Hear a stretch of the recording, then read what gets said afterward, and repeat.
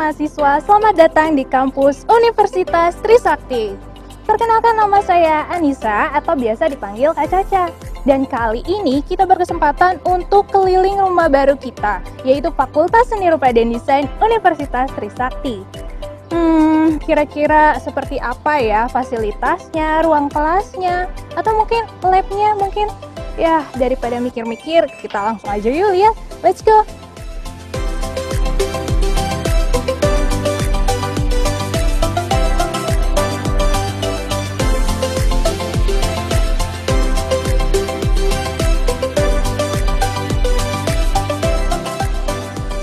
Nah, tempat pertama yang kita kunjungi adalah ruang administrasi akademik.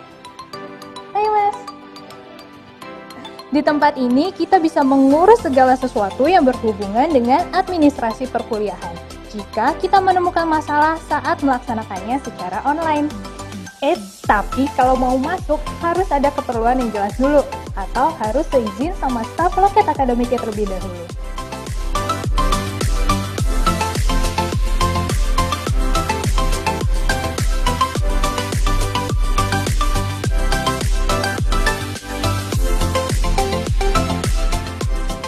Nah, sobat mahasiswa, sekarang kita berada di lab proses cetak.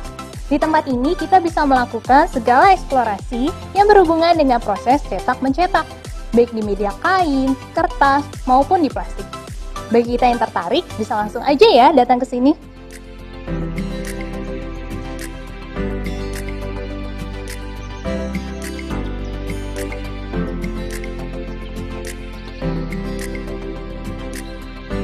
Wow, tempatnya luas ya sobat mahasiswa. Ini namanya Lab Praktika Desain. Di tempat ini kita bisa mempraktekkan pengoperasian berbagai macam alat untuk mengolah bahan-bahan seperti kayu, logam, maupun plastik yang nantinya akan menghasilkan produk-produk desain yang keren-keren.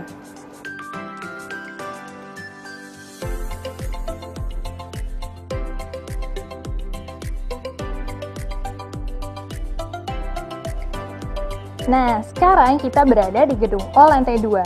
Di sini merupakan ruang administrasi program studi dan ada pula ruang para kaprodi. Oh iya, kaprodi itu singkatan dari ketua program studi ya, sobat mahasiswa.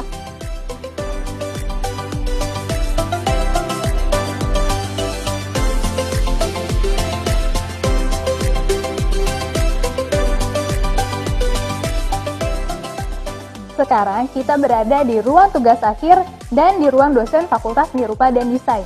Jadi bagi sobat mahasiswa yang ingin nyariin dosen favoritnya, nih di sini nih tempatnya.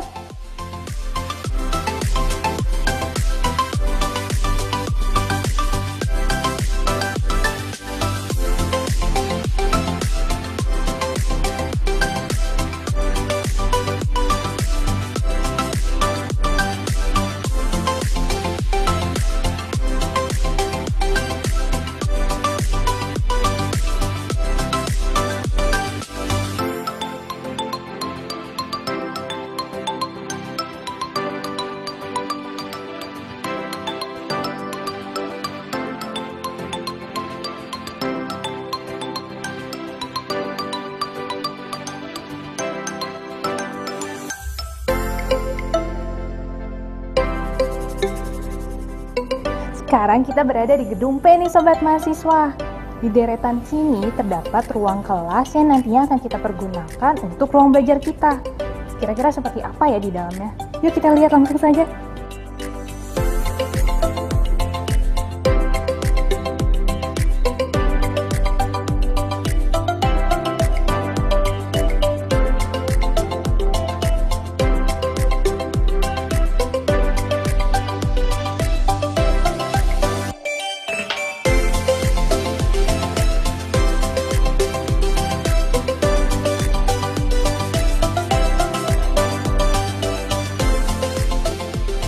Di lantai 2 ini letak perpustakaan fakultas. Bagi kita yang ingin mencari buku referensi atau belajar dengan tenang, di sini nih tempatnya. Koleksi bukunya banyak sekali. Tempatnya juga cozy banget. Dijamin kita pasti betah banget di sini.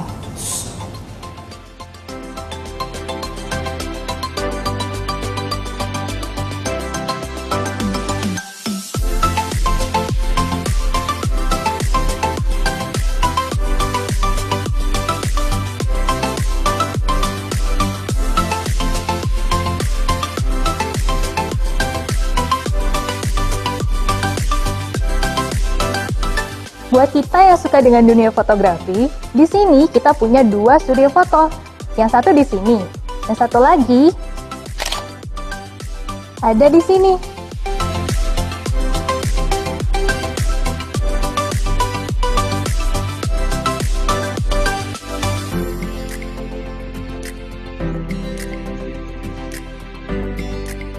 Sementara buat kita yang suka dengan dunia videografi, di sini nih tempatnya.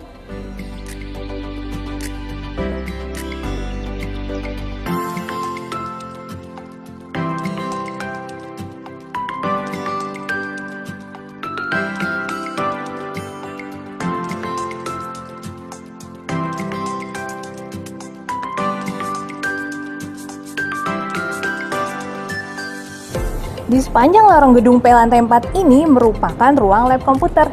Jadi, bagi kita yang ingin mengasah kemampuan digital, bisa langsung menggunakan fasilitas ini ya.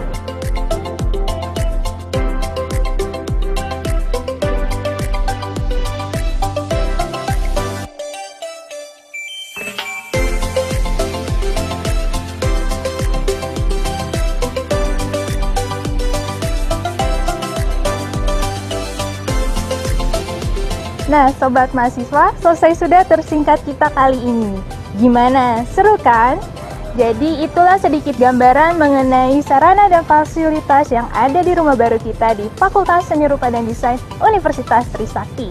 Sekali lagi saya ucapkan selamat datang, selamat belajar, tapi jangan lupa selamat bersenang-senang ya.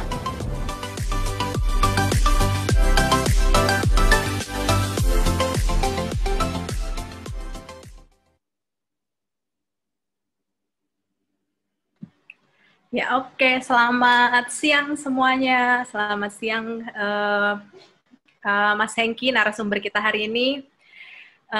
Sebelumnya saya juga mau menyapa ada Bapak Kepala Program Studi dan Ibu Sekretaris Program Studi, Bapak Kepala Program Studi, Mas Pongki Purnama, dan Kak Maria sebagai Sekretaris Program Studi Fotografi. Selamat siang. Saya juga melihat ada dosen-dosen fotografi, ada Ibu Rati, ada Kanovi, ada Wakil Dekan Bidang 4 FSRD, ada Mbak Elda, yang mungkin belum kesebut, saya minta maaf. Ya, jadi siang hari ini Program Studi Fotografi mengadakan acara ngobrol-ngobrol, sharing-sharing tentang 360 fotografi. Apa sih 360 fotografi itu? Kita kan udah sering dengar ya. Saya udah sering dengar, tapi saya belum pernah melakukan. Udah sering lihat, tapi belum pernah. Kayak apa sih rasanya pengalamannya memotret, terus proses sampai dengan akhirnya tayang gitu di media sosial tuh rasanya kayak apa sih? Saya juga belum pernah gitu. Mungkin hari ini kita akan mendengarkan langsung dari pakarnya, Mas Hengki Kristianto. Ini Mas Hengki Kristianto adalah CEO dan founder dari 360 Fotografi Indonesia. Jadi sebelumnya, lupa memperkenalkan diri saya. Nama saya Silviana Tahalea, saya adalah dosen dari program studi fotografi, dan saya juga alumni program studi fotografi Trisakti. Ya, jadi 360 fotografi itu apa sih gitu. Nanti kita langsung dengar dari Mas Hengki, dan siapa sih Mas Hengki ini. Kalau kemarin-kemarin tuh kalau saya suka bimbingan TA itu setiap mahasiswa TA yang fotonya komersial rata-rata fotografer acuannya pasti Mas Hengki Kristianto. Itu sudah pasti gitu. Ada 2 fotografer acuan, salah satunya pasti Mas Hengki. Satunya biasanya dari luar gitu. Karena yang saya tahu juga saya kenal Mas Hengki itu, saya lihat karya-karyanya adalah seorang fotografer komersil. Udah lama sekali Mas Hengki berkecimpung di bidang fotografi komersil. Udah hatam ya Mas Hengki ya. Lalu kurang lebih 3 tahun belakangan ini Mas Hengki mulai memperdalam atau mulai menggeluti bidang 360 fotografi. Nanti kita akan mendengar lebih jelasnya lagi tentang pengalaman Mas Hengki selama menjadi seorang komersial fotografer. Jadi sebagai seorang fotografer nggak usah diragukan lagi nih kredibilitasnya Mas Hengki. Oke, jadi apa sih 360 fotografi itu? Setahu saya sih itu seperti ini ya, panorama image gitu. Iya atau bukan panorama image, nanti kita akan dengar dari narasumbernya langsung nih, iya apa bukan gitu. Nah, kalau kita lihat, kalau saya sempat lihat webnya Mas Hengki itu, kayaknya tuh foto-foto 360 itu kalau kata Roland Barthes itu memberikan sense of dareness gitu biasanya. Dareness. Kalau misalkan kita lihat foto biasa gitu, kita kan kayaknya collecting memory, kita mengingat, oh iya pernah ada ini, kita pernah kesini. Kalau kita lihat 360 fotografi itu kayaknya kita ada di situ gitu, karena sudut pandangnya tuh lebih luas gitu, lebih menjangkau ke segala arah gitu sepertinya. Dan bisa rotate scene, bisa zoom out, zoom in gitu. Apalagi saya juga lihat di platform-platform sosial media itu sudah banyak yang bisa menampilkan foto ini kayak di Facebook gitu. Saya pernah lihat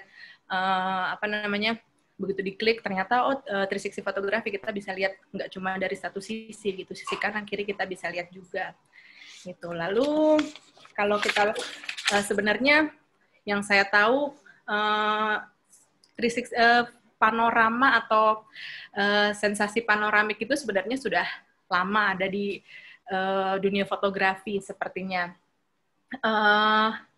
Mulai dari tapi awalnya kan hanya wide angle aja ya, angle-angle luas gitu, seperti kita lihat di foto-fotonya Ansel Adam. Lalu katanya lagi nih, kata orang bijak nih, pertama kali aerial view itu 360 itu adalah Da Vinci, katanya Da Vinci yang melukis.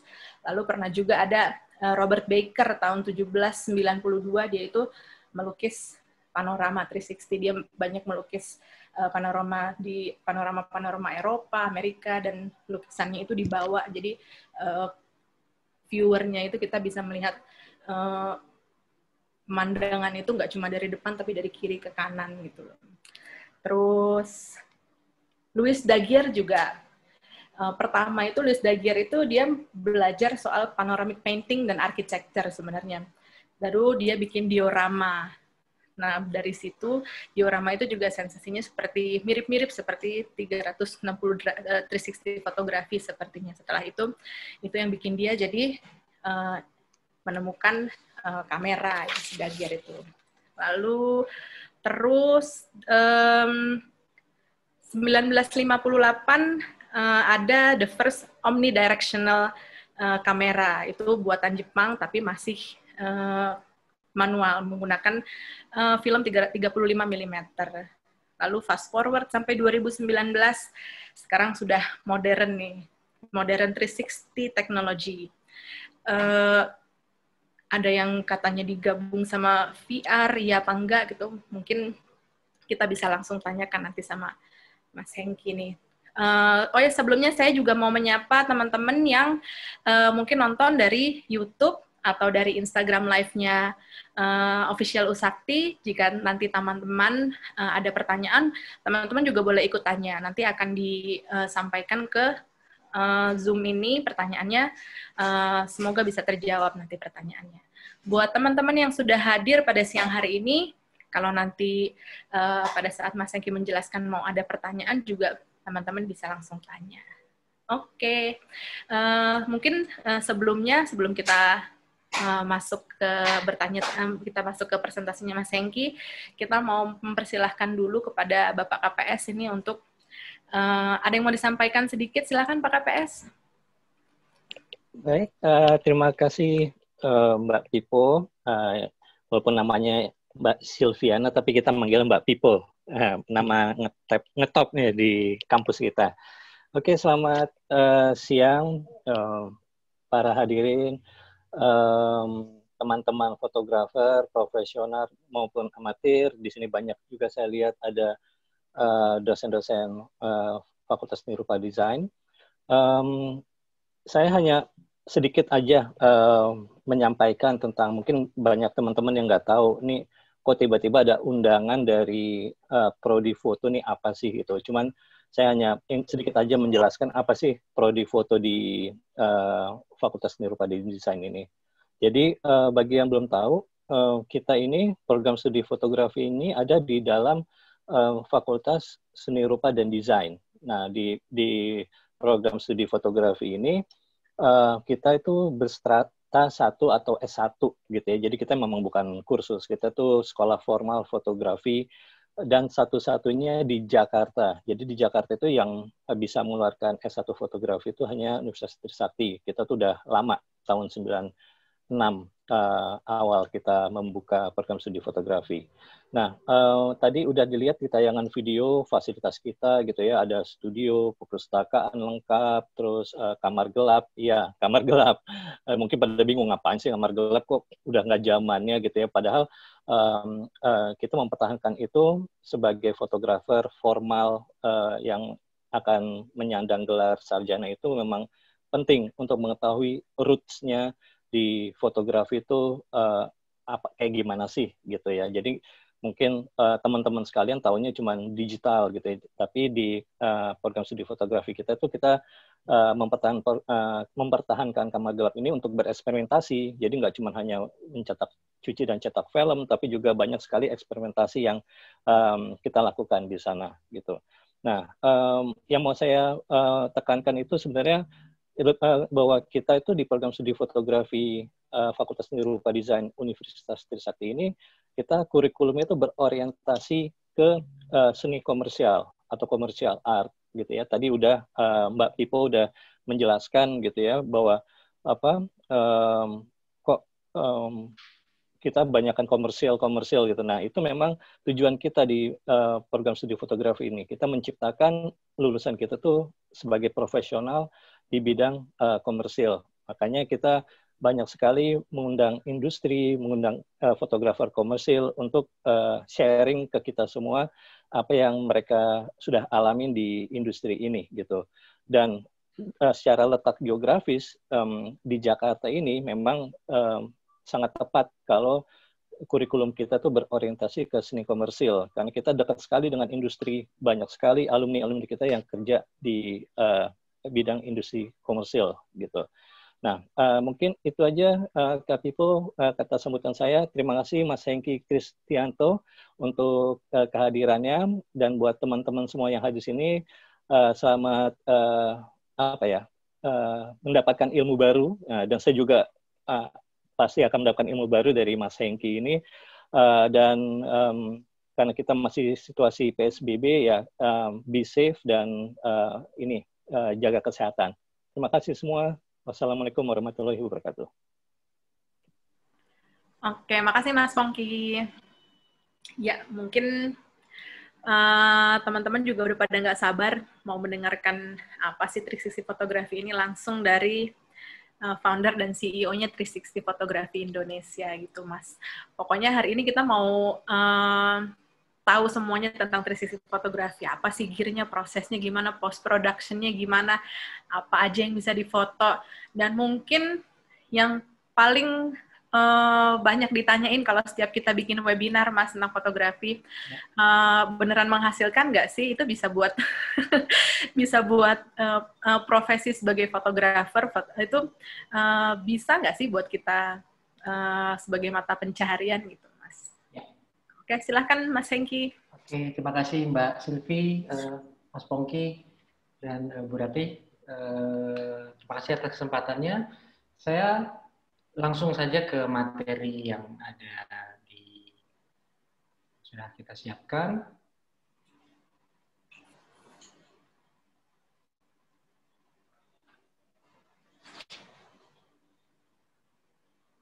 Ya. Mas Silvi sudah bisa lihat ya? Sudah, sip. Sudah jelas. Oke, kita langsung saja teman-teman. Terima kasih atas waktunya. Saya Hengki Kristianto. Kali ini kita mau belajar secara singkat apa yang saya tahu tentang 360 fotografi, mulai dari proses sampai stitching sampai editing. Kita langsung saja. Jadi nama saya Hengki Kristianto, saya lulusan dari Atmajaya jurusan Marketing Management. Itu nama saya, jadi lulusan Atmajaya. Jadi saya belajar fotografi itu sebenarnya saya ikut UKM fotografi, ada studi 51 Atmajaya. Jadi saya belajar di sana. Pas motret demo dan segala macam, akhirnya ketemu dengan Kak Maria yang sampai sekarang bertemulah kayak gitu. Terus Saya sudah kenal namanya Mas Pongki sejak dulu, udah senior saya itu Mas Pongki. Kayak gitu. Dari Atma Jaya saya karena memang hobi fotografi, sejak SMA juga sudah ikut fotografi, lalu saya belajar motret studio. Jadi awalnya saya motret itu pada saat saya kuliah, saya juga motret di daerah Tanjung Duren, dekat Trisakti itu. Di Tanjung Duren situ, Pasar Kopro, lurus lagi sedikit, sebelah kiri itu ada Angela Studio namanya. Sekarang sudah tidak ada. Gitu, di Pasar Kopro. Nah, apa yang saya kerjakan di situ adalah, saya motret dokumentasi, kayak misalnya orang kawinan, wedding tentunya, terus Sweet Seventeen, kayak gitu. Jadi, pada saat itu, setiap Sabtu dan Minggu itu, setiap Sabtu lah banyak sekali saya menerima job untuk memotret Sweet Seventeen gitu. Jadi orang-orang yang lumayan behave gitu, jadi saya di-hire sama satu IO karena Sweet Seventeen-nya tuh di hotel mana, dia panggil DJ, panggil apa, kayak gitu-gitu. Nah, karena saya kerja dari Senin sampai Jumat, setelah saya kuliah dari Atma Jaya, saya langsung standby di situ, jadi saya jadi kayak fotografer jaga gitu. Jadi begitu ada yang masuk, memotret apa? Oh, saya mau bikin pas foto. Kayak gitu. Oke, pas foto. Jadi saya kira-kira tahu sedikit lah bagaimana cara memotret pas foto, kayak gitu, sampai foto keluarga, sampai akhirnya semuanya kayak gitu. Bahkan job yang paling sulit buat saya adalah job ketika memotret memotret dokumentasi duka cita kayak gitu, karena saya kurang suka kayak gitu memotret suasana seperti itu. Nah, itu akhirnya saya memotret dokumentasi, foto studio, dan pas foto. Setelah dari situ, akhirnya saya belajar lagi, saya menjadi asistennya. Kalau kenal, semuanya pasti kenal asistennya Anton Ismail. Saya waktu itu belajar dari Mas Anton, belajar dari Sam Nugroho juga, bagaimana cara memotret komersial kayak gitu. Jadi saya ikut tuh sama Mas Anton, bawa kabel, tripod, dan segala macam. Akhirnya pada tahun 2005 sampai 2017 saya mendirikan Duha Fotografi yang isinya tuh komersial fotografi. Seperti itu. Nah, setelah 12 tahun sampai 13 tahun saya di komersial, akhirnya saya bertanya, kira-kira apa lagi ya di dunia fotografi ini? Karena saya orangnya ingin tahu terus gitu, sesuatu hal yang baru, kira-kira apa ya? Nah, dari situ saya mulai belajar. Sebenarnya 360 fotografi saya sudah mulai belajar tuh dari tahun 2009 sampai 2010 lah. Jadi mungkin sudah 10 tahun lalu saya mempelajari 360 fotografi. Seperti itu. Nah, akhirnya membuat sebuah company namanya 360 Indonesia. Mengkhususkan diri di bidang 360 fotografi, 360 videografi, dan virtual tour. Ya. Nah, ini adalah contoh-contoh foto dari pekerjaan saya sebelumnya. Kayak gitu. Nah, ini foto iklan. Di tengah itu foto buat Google Indonesia. Di sebelah kanan itu ada foto mobil. Terus di sebelah kiri bawah itu Bank Indonesia. Kita motret juga untuk Sharp, kalendernya Sharp. Di sebelah kanan itu untuk salah satu brand susu. Seperti itu. Nah, ini adalah karya-karya komersial. Apakah ditanya apakah menghasilkan? Ya, menghasilkan buat tadi pertanyaannya Mbak Silvi kan, menghasilkan, ya menghasilkan, karena memang kalau komersial dibayar, kita dibayar cukup tinggi lah gitu. Seperti itu. Nah, oke, ini sekilas tentang apa yang saya kerjakan selama 12 tahun. Lanjut tentang sejarah fotografi. Ya, jadi memang seperti tadi Mbak Silvi tadi udah bilang bahwa pada tahun ya mereka 1792 itu panorama. Nah, memang mereka sudah menciptakan sebuah mereka juga ingin tahu kira-kira tuh setelah foto atau lukisan kayak itu gimana cara membuat sebuah panorama ya. Panorama adalah menggabungkan beberapa foto menjadi landscape yang sangat panjang. Seperti itu. Nah, sekarang bagaimana di fotografi? Fotografi kalau gambar atas itu bisa kita bilang panorama karena memang dari ujung kiri ke ujung kanan formatnya tidak biasa, itu foto panorama. Tapi dia tidak 360. Bedanya apa? Kalau kita lihat gambar yang di bawah, gambar gedung yang di ujung sebelah kiri itu harusnya dia nempel dengan yang kanan. Jadi nanti kalau melalui sebuah software dia akan ketemu kayak gitu. Gambar ini perbandingannya 2:1. Jadi 2:1. tingginya misalnya 400 pixel, nanti lebarnya 800. Jadi seperti itu. Ketika foto ini kita drag and drop di FB, dia langsung otomatis 360. Karena pada tahun 2016 itu si Mark Zuckerberg udah melaunch di bulan Agustus, dia bilang, oke, kita sekarang sudah bisa posting 360 ya. Nah, disitulah mulai 360 itu masuk ke sosial media. Nah, bayangkan pada saat tahun 2010 ketika saya memulai belajar foto 360, melihat foto 360 itu harus di website gitu. Dan bayangkan belum ada mobile phone. Jadi semuanya masih pakai BlackBerry. Untuk melihat hasil 360 itu sulit sekali gitu. Kalau sekarang kan orang bisa lebih FB, terus ada virtual tour, orang bisa klik di smartphone. Pada zaman itu untuk menjelaskan ke klien atau untuk menjelaskan ke orang lain apa itu 360 memang susah sekali tahun 2010, bayangkan. Nah, kita langsung lanjut ke teman-teman yang ingin tahu contoh alat apa sih yang bisa menghasilkan 360. Ada dua jenis pendekatan. Yang sebelah kiri udah pasti DSLR atau nanti ada mirrorless juga bisa. Nah, yang sebelah kanan itu adalah prosumer. Prosumer itu adalah kamera-kamera misalnya yang kita beli di pasaran kayak gitu. Bisa buat kalau misalnya nanti kita lihat tuh kayak ada orang bisa kalau di hashtagnya tuh Little Planet. Little Planet kalau misalnya di Instagram, nah kameranya seperti ini. Oke, ini kita punya beberapa. Nah, ini tinggal spread gitu, langsung jadi share di FB atau Instagram, hashtagnya biasanya Little Planet, kayak gitu-gitu. Nah, yang di sebelah kiri, DSLR atau mirrorless lah, itu kamera yang lebih serius. Dan kita akan mempelajari bagaimana cara memotret dengan menggunakan kamera manual. Nah, setelah kita tahu, anggap aja kita sekarang mau pakai DSLR deh. Nah, itu adalah alat-alatnya. Itu ada yang namanya tripod. Jadi dia ada gear lagi. Bagaimana caranya supaya nanti fotonya tidak terlihat. Sebelah kiri itu namanya elemen foto. Bentuknya seperti ini. Saya mungkin beli sekitar 10 tahun yang lalu. Sampai sekarang ini masih kuat banget. Kayak gitu. Jadi nanti kameranya ditaruh. Nanti dia bisa muter ke kiri, kanan, depan, belakang, sama atas, bawah. Jadi dia memang bisa 360 derajat. Seperti itu. Nah, yang di sebelah kanan adalah itu sama juga, gear juga. Dia sudah menciptakan model baru. Jadi kita tidak perlu memotret atas bawah dan tidak perlu berat-berat. Mereknya namanya Nodal Ninja Ultimate R1. Alatnya seperti ini. Kayak gitu. Nah, ini kita juga bisa. Jadi nanti di sini tuh ada gridnya sebenarnya. Nah, dia bisa putar klik, klik, klik, klik, klik gitu. Karena 360 nanti kita tergantung mau pakai lensa berapa gitu. Nanti di slide berikutnya akan kita jelaskan. Jadi di sini ada gridnya, kita mau dari 0 sampai 360 derajat, kita mau motret per berapa bagian kayak gitu. Biasanya kalau saya cuma 4. Jadi depan, kanan, kiri, belakang. Jadi per 90 derajat. Jadi itu untuk alat. Jadi bagaimana caranya? Ya memang ini nanti ditaruhnya di atas tripod. Jadi tripod nanti kita pasang ini kayak ball head-nya gitu. Jadi ball head-nya nanti akan ditaruh di ujung sini sebenarnya. Oke, ini ball head-nya nanti dicopot, nanti dipasang. Seperti itu.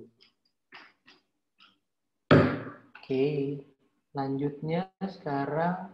Nah, yang paling sulit dari atau paling menantang dalam foto 360 adalah bagaimana caranya supaya foto itu tidak error. Namanya ada setting parallax. Jadi ada yang namanya parallax error atau nanti stitching error. Nah, dia tuh harus antara lensa dengan titik asis tuh harus satu garis. Satu garis. Kalau kita lihat yang gambar sebelah kiri, antara dudukan tripod, di senternya, sama lensanya, dia tidak satu garis. Nanti ketika kita motret, pada saat di stitching, nanti dia error. Jadi antara gambar kiri dan kanan tidak bertemu. Nah, itu biasanya nanti ada errornya, gambarnya tidak jadi. Yang benar adalah gambar yang seperti kanan. Jadi antara lensa, titiknya harus pas di bawah tripod. Seperti itu. Oke. Next-nya. Ya. Nah, ini perbedaannya antara pakai DSLR sama prosumer. Quality sudah pasti DSLR itu udah high-res, karena satu file itu mungkin kita bisa motret sampai 80-90 mega gitu. Terus operationnya manual, stitching. Nah, bisa dijadikan virtual tour? Yes, bisa dijadikan virtual tour. Kalau kamera yang kecil tadi tidak bisa dijadikan virtual tour. Terus stitchingnya manual. Nanti saya akan kasih tahu bagaimana cara proses stitchingnya. Terus harus pakai tripod? Iya, harus pakai tripod. Untuk awal-awal harus pakai tripod. Apakah bisa motret 360 tanpa tripod? Bisa, nanti untuk yang advance. Jadi kita tidak boleh gerak lensanya, tapi nanti itu akan sulit pada saat stitchingnya. Untuk investasinya segala macam ya mungkin di harga 30-40 juta untuk kelengkapannya semuanya, sedangkan kamera-kamera seperti ini bisa jauh lebih murah. Kayak gitu. Nah, untuk ke komersial memang dianjurkan memakai yang DSLR atau mirrorless. Ya, nah ini yang tadi yang saya bilang, kalau misalnya kita pakai kamera seperti itu, kita bisa bikin konten-konten kayak Little Planet kayak gitu. Di Instagram banyak hashtagnya. Ya, nah sekarang kita langsung masuk step by step bagaimana cara memotret 360 fotografi. Kita mulai dari teknik foto. Nah, karena 360 itu harus mengcapture keseluruhan ruangan, ibaratnya kalau kita dalam sebuah bola dunia di globe gitu, di dalam titik tengah, kita harus memotret keseluruhannya. Berarti depan, kanan, kiri, belakang, termasuk atas dan bawah. Atas dan bawah itu biasanya disebut nadir dan zenith. Kayak gitu. Zenith adalah titik atas, langit atas, titik nadir adalah bawah gitu. Jadi kalau kita mau lihat 360 fotografi, yang paling susah adalah bagaimana cara menghilangkan tripod. Karena kita bisa mengcapture keseluruhan, kiri kanan, atas juga tidak ada masalah karena langit. Nah, bawahnya ini tripod. Nah, nanti saya kasih tahu bagaimana cara menghilangkan tripod. Ada berbagai macam teknik. Itu yang paling sulit. Nah, tergantung semuanya pilihan lensa. Jadi kalau misalnya kita pakai lensa berapa, let's say yang wide deh 18 mili atau lensa 35 mili. Kita lihat kalau lensa 18 mili itu hanya mengcover 100 derajat. Sedangkan yang kita butuhkan adalah mengcover 360 derajat. Berarti 360 dibagi, kalau kita pakai lensa 18 mili, kita harus memotret 4 kali gitu. Depan, kanan, kiri, belakang. Gitu. Atau tambah atas sama bawah, jadi 6 seperti itu. Kalau biasanya saya biasanya pakainya lensa circular fisheye, saya pakai 8 mili, 815 gitu, 815. Jadi sebenarnya dibutuhkan hanya 2, tapi 2 itu kalau 180 nanti ada satu spot yang tidak overlay. Motret harusnya 3 kali sudah aman karena sudah ke cover semuanya. Tapi again, saya biasanya mau mengoverlay gambar itu lumayan banyak gitu. Jadi ditempel gambar 1, ditempel lagi, gambar 0 sama 1 ditempel, 1 sama 2 ditempel, 2 sama 3 ditempel. Biasanya saya pakai lensa fisheye dan saya motretnya 4 kali. Kayak gitu. Jadi per 90 derajat. Nah, makanya saya motretnya depan, kanan, kiri, belakang. Tambahan atas sama bawah opsional saja. Nah, ini adalah contoh, di sebelah kiri itu adalah contoh sebenarnya ini foto panorama biasa, tidak atas bawah. Kita lihat yang sebelah kiri. Karena dia tidak pakai lensa wide sepertinya. Nah, cara motretnya pun dia harus dalam keadaan vertikal. Jadi motretnya tuh harus vertikal ya teman-teman, bukan horizontal. Jadi harus vertikal. Jadi karena nanti berhubungan dengan proses stitching. Gambar yang di tengah ini, dia memakai circular fisheye. Jadi yang tadi seperti yang saya jelaskan sebelumnya, dia hanya membutuhkan 3 foto saja untuk mengcover semuanya. Seperti itu. Nah, gambar yang di sebelah kanan itu sama juga. Dia memotretnya 4. Dia memotretnya 4. Kayak gitu. Untuk supaya mengcapture lebih baik. Jadi kita pakai lensa fisheye. Bisa nggak kalau misalnya tidak memakai lensa fisheye atau lensa wide biasa? Bisa. Bisa nggak kita pakai lensa 35 atau 24? Bisa. Nah, Kalau kita pakai lensa 24, let's say 24 mili, berarti mungkin, atau 35 mili, dia tuh ada di 63 derajat. Berarti 360, kalau dibagi 60, nah sekitar berapa tuh? Saya pernah motret tuh sekitar sampai 12 biar aman. Atas, bawah, kiri, kanan, geser lagi, atas, bawah, atas, tengah, bawah, atas, tengah, bawah. Jadi sampai 12 sampai 16 foto untuk meng-capture semuanya. Kayak gitu. Jawabannya bisa atau tidak? Bisa. Cuma memang nanti stitching-nya jadi banyak. Gitu. Bahkan kita pernah ngambil misalnya pakai drone, itu sampai 34 image. 34 image dijadikan satu. Nah itu nanti stitching-nya aja yang lumayan PR. Kayak gitu. Jadi saya lebih memilih untuk memakai lensa wide atau fisheye supaya cuma ada 4 gambar saja. Kayak gitu. Mengkontrolnya dan post-production-nya lebih gampang. Nah, ini biasanya saya memotret gear-nya seperti itu. Saya memakai lensa yang tadi saya bilang, circular fisheye. Jadi saya memotret cuma 4 kali saja, depan, kanan, kiri, bawah. Mungkin ditambah 1 buat tripod, untuk menghilangkan tripod. Kayak gitu. Jadi nanti tripodnya diangkat, kita motret bagian hadirnya. Seperti itu. Oke, nah ini ini proses yang biasa saya lakukan. Sehabis saya foto, biasanya saya pakai RAW atau pakai JPEG, kayak gitu. Saya biasanya color correction-nya di Lightroom.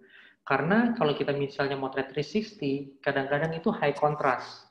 Jadi salah satu ruangannya gelap, tapi salah satu ruangannya lagi jendela. Kayak misalnya di tempat saya sekarang ini, di sebelah kiri saya ini jendela. Bagian yang jendela itu pasti biasanya over, kayak gitu. Biasanya over, ada optionnya kita mau pakai HDR, kita bracketing lah, misalnya kita bracketing normal under 1 atau under 2 atau over 2, kayak gitu. Nanti motret lagi sisi-sisi lainnya, kayak gitu. Nah, nanti biasanya tuh bagian-bagian yang over atau yang under itu saya koreksinya di Lightroom. Itu kebiasaan aja. Ada teman-teman yang suka koreksinya di Photoshop, silakan. Cuma kalau di Lightroom saya sudah biasa aja gitu. Oke, saya bisa atur presetnya, saya bisa atur brightness, contrast sama sharpness-nya itu di Lightroom. Nanti tinggal begitu dapat satu warna, saya langsung preset ke apply all. Dari Lightroom langsung lanjut lagi di Photoshop karena ada beberapa bagian yang kita perlu retouch. Seperti itu. Dari Photoshop namanya nanti kita lanjut ke software stitching, namanya ini PT GUI, nanti teman-teman bisa search saja di PT GUI. Dari PT GUI nanti ada beberapa stitching error dan yang segala macam, belum exactly sama, kita masukin lagi Photoshop lagi untuk beresin lagi. Habis Photoshop masuk lagi ke PT GUI, dari PT GUI baru bikin virtual tour. Ini prosesnya lumayan panjang untuk jadikan virtual tour. Ini baru jadi satu foto ya, belum kita gabungin dengan foto-foto yang lain. Nanti pakai software yang berbeda. Nanti saya jelaskan semuanya. Nah, ini adalah contoh waktu minggu lalu kita ngambil foto di sebuah galeri. Saya memakai lensa 8-15, tapi saya setnya di 10. Gitu. Jadi saya settingnya di 10 derajat. Jadi kiri kanan kepotong nggak masalah. Kayak gitu. Jadi kiri kanan kepotong sedikit tidak masalah, nanti dia akan tetap nyambung. Kayak gitu. Nah, ini settingannya normal gitu. Mungkin teman-teman sudah paham slow speed, bukaannya kalau misalnya interior kan biasanya bukan 11 atau 16, asa biasanya saya pakai 200, speed menyesuaikan. Ini kalau nggak salah saya pakai speed 1,5 sama 2 detik. Ini juga saya melakukan beberapa, ada yang bracketing, ada yang enggak. Kalau ini kira-kira tone-nya hampir sama semua, jadi saya tidak melakukan bracketing. Dari keempat foto ini, nah ini langsung yang tadi saya sempat bilang bahwa antara biasanya mereka menyebutnya foto 0 kalau di softwarenya. Jadi sebelah foto yang pertama itu disebut foto 0, foto selanjutnya di sebelah kanannya itu adalah foto nomor 1. Nah kita lihat itu ada titik-titik, nah itu adalah titik-titik control point. Control point itu gunanya buat apa? Control point itu adalah titik-titik untuk menyambungkan foto satu dengan foto lainnya. Jadi biasanya dia akan mengambil sebuah sudut yang kontras kayak gitu. Jadi untuk menjahit supaya gambar satu dengan yang lainnya nyambung, dia harus ada gambar yang sama, harus ada gambar overlay. Makanya tadi saya bilang saya lebih, kalau kita lihat di foto satu dengan yang dua, ada bagian yang sama tuh kita lihat. Misalnya ada foto yang di sebelah kanan tuh, di sebelah kiri kan ada 3 frame. Kita lihat yang paling kanan. Oke, kita lihat yang paling kanan. Nah, ketika saya foto satunya lagi, ternyata gambarnya tuh overlay. Masih harus ada gambar sebagian yang ada di gambar pertama. Makanya tuh nanti ada, kalau misalnya teman-teman lihat ada 1, ada 7, 6, 3, 5. Berarti itu titik-titik yang sama.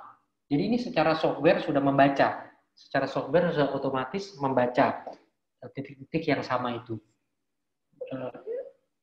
Nah, itu otomatis ke 2 dan 3 dan 3 ke 0. Semuanya langsung terbaca secara software. Apakah semudah itu? Tergantung. Kadang-kadang kalau misalnya kita fotonya tidak terlalu over dan under, itu langsung terbaca sama softwarenya.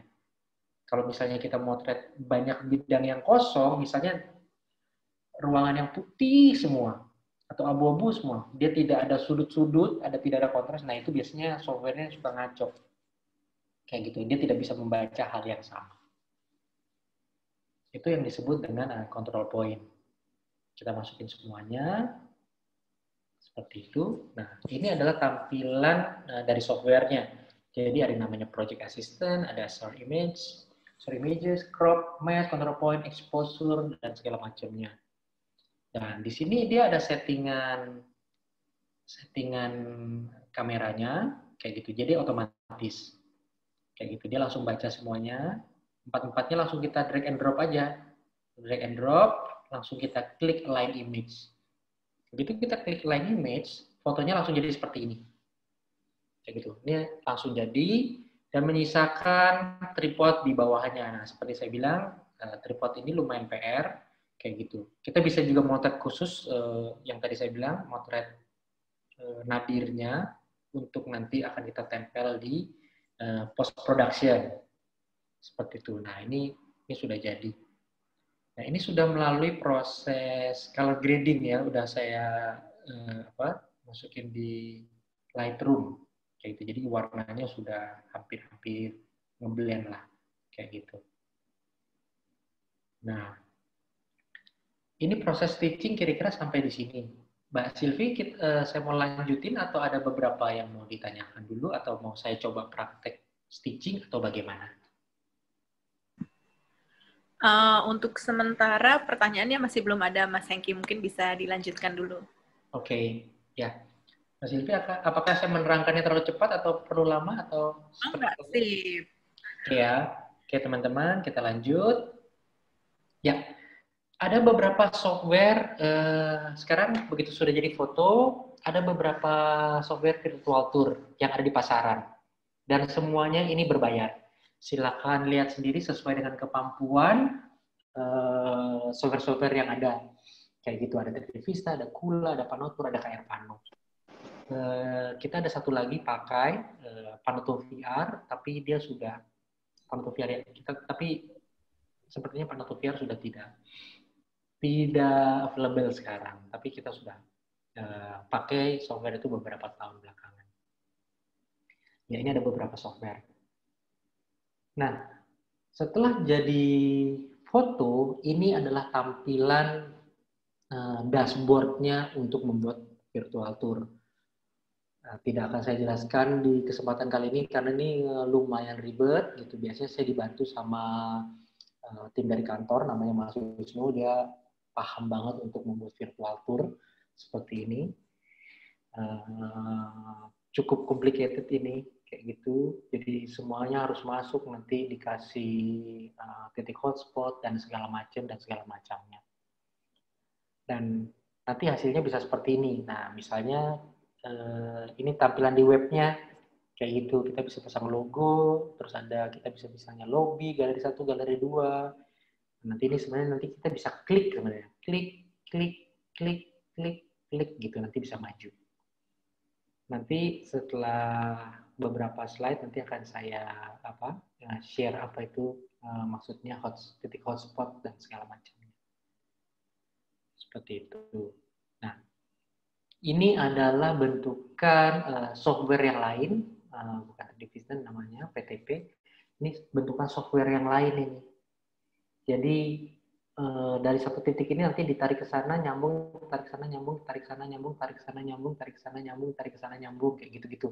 Jadi ini beda platform lah, kayak gitu, beda jenis pekerjaan, beda jenis software, kayak gitu. Dan ini lagi tim dari kantor kita, Mas Wisnu yang biasanya bikin-bikin kayak gini nih. Seperti itu. Ini software. Nah, kira-kira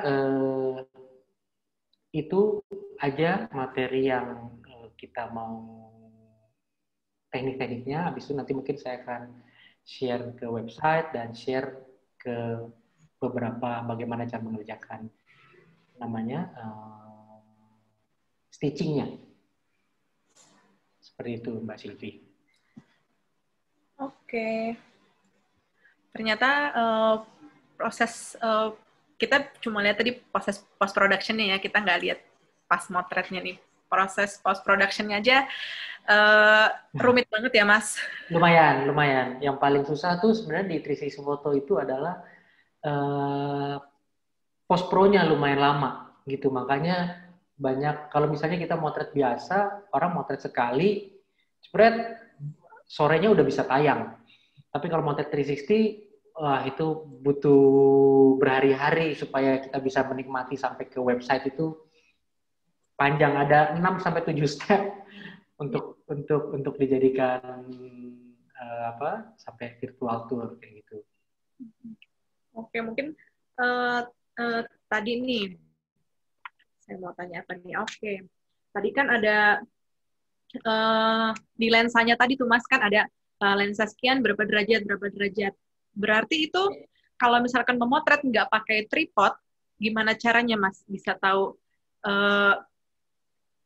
ini berapa derajat nih motretnya ke kanan, ke kirinya gitu?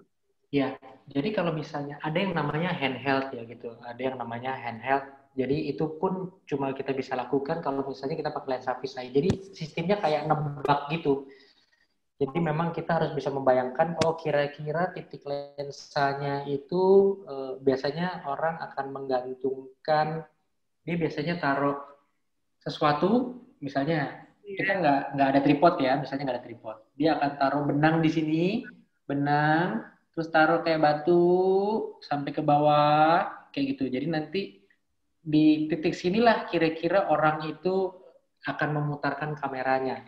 Jadi yang berputar tuh hanya lensanya saja, kayak gitu. Jadi lensa, titik aksisnya, yang berputar itu lensanya saja, kayak gitu. Lensa dan kameranya.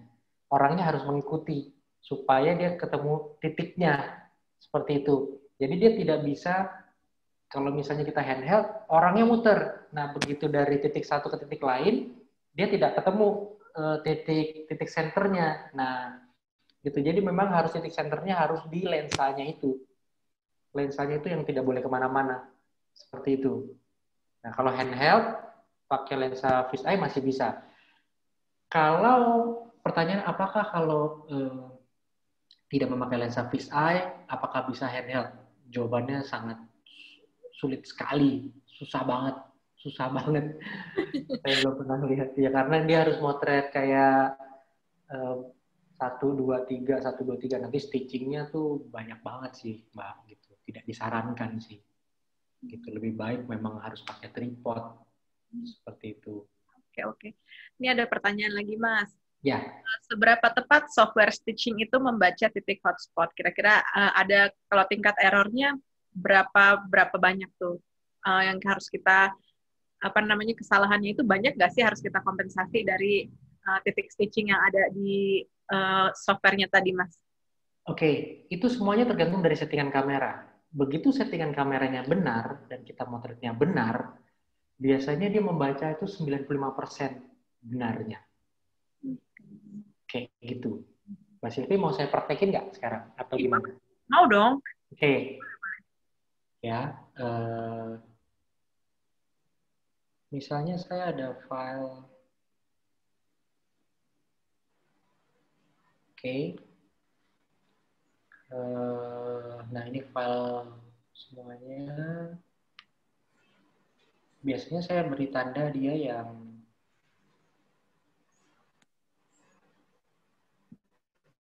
nah, ini saya pakai circular design. Oke, nah ini biasanya saya beri tanda nih setiap kali motret gitu supaya nggak bingung. Jadi kita sliding dulu, kalau sudah oke saya kasih tanda, tanda. Anggap saja kita misalnya motret 769.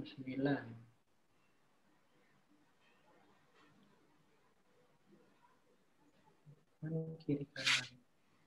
Namanya tidak urut.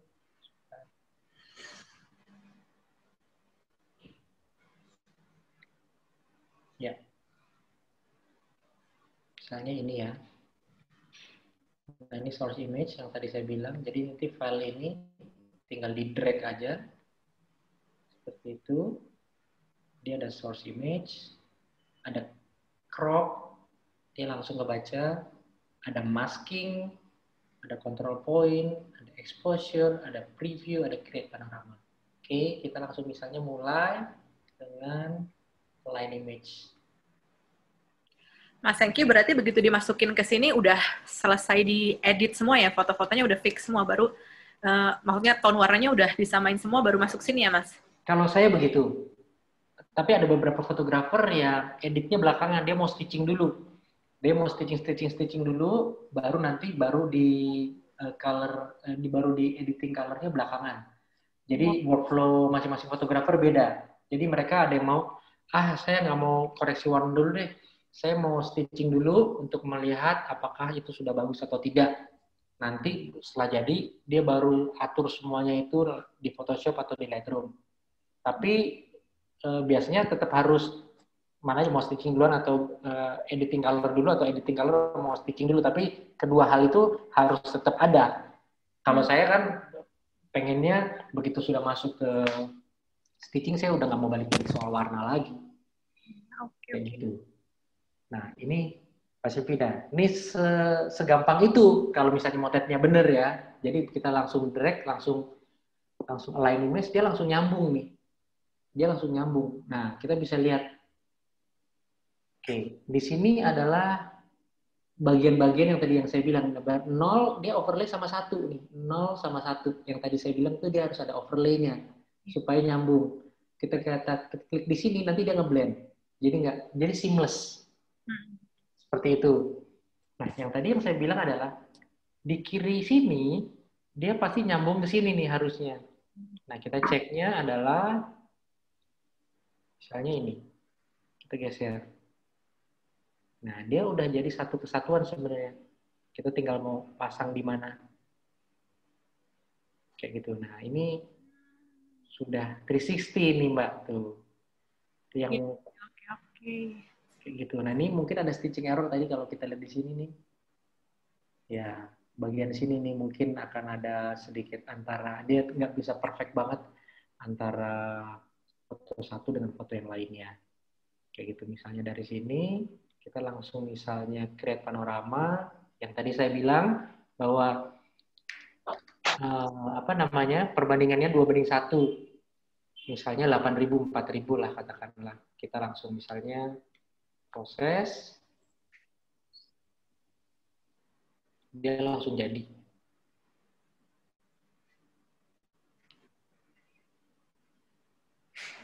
Oke, outputnya ya. Nah, ini yang tadi. Nah, satu lagi, begitu sudah jadi file panorama, misalnya kita cek di klik seperti ini, nah kan dia udah nyambung tuh. Nah, ini ada stitching error kan? Jadi ada nih. Nanti bisa. Ini ada stitching error di sini. Lagi tapi ya Mas ya. Iya, nanti kita bener lagi di control point kayak gitu. Nah, ini untuk melihatnya ada softwarenya lagi namanya GoPro VR. GoPro VR Player. Nah, jadi untuk melihat untuk nge-view aja sih, untuk view aja bagaimana supaya bisa lihat 360-nya. Kayak gitu. Nih sembari Mas, ada yang nanya nih. Ya, Kalau bisnis foto 360 itu punya peluang apa aja sih saat ini? Maksudnya apa aja sih yang membutuhkan jasa 360 fotografi biasanya, Mas Hengki? oke. Yang membutuhkan jasa fotografi 360 itu biasanya ada museum atau real estate gitu. Real estate sekarang lagi banyak banyak membutuhkan jasa 360 karena kan sales marketing dari developer itu ada kesulitan ketika mau mengundang klien mereka datang ke showroom kayak gitu. Jadi akhirnya mereka membuat virtual tour supaya si orang-orang itu tidak perlu datang ke showroomnya. Apalagi Gitu. masa pandemi gini ya Mas, semua museum bikin virtual Iya, tour iya. aja, semua pakai virtual tour sekarang ya. Iya. Nah, ini untuk review 360 kayak gitu. Nah, jadi ini udah kita bisa lihat nih. Nah, ini sudah 360 itu. Kita tinggal gerak-gerakin aja kayak gitu. Nah, ini masih ada stitching error. Nanti harus kita benerin. Kayak gitu. Nah, ini biasanya menyisakan tripod. Kalau biasanya tripod ini karena saya retouch aja kayak gitu. Sama satu lagi mungkin ada sedikit bolong di sini. Kayak gitu. Tapi ini sebenarnya settingan kameranya aja. Kalau saya agak mundur sedikit, biasanya langitnya udah ke cover. Nah, jadi seperti itu. Ini baru jadi satu foto virtual tour. Nah, kalau misalnya kita lihat proyeknya, waktu itu kita mengerjakan proyek untuk Kumolo. Nah, ini ada banyak sekali titik-titik spot. Ini jadi ada, oke, kita masuk ke dalam ruangannya, kayak gitu-gitu. Nanti kita jadikan fotonya seperti itu. Nah, hasilnya sebenarnya kita bisa lihat di website.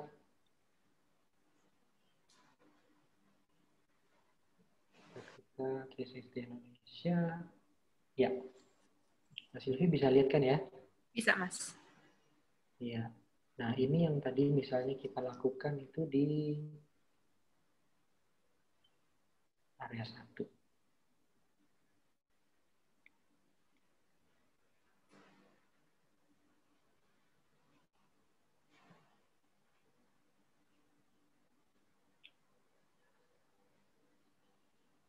Oke, ntar saya tutup sedikit.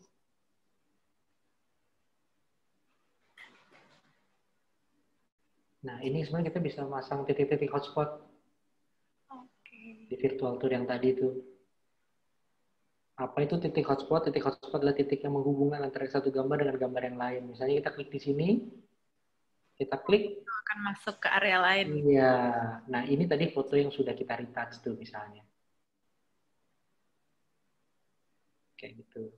Nah, ini udah stitchingnya udah kita benerin.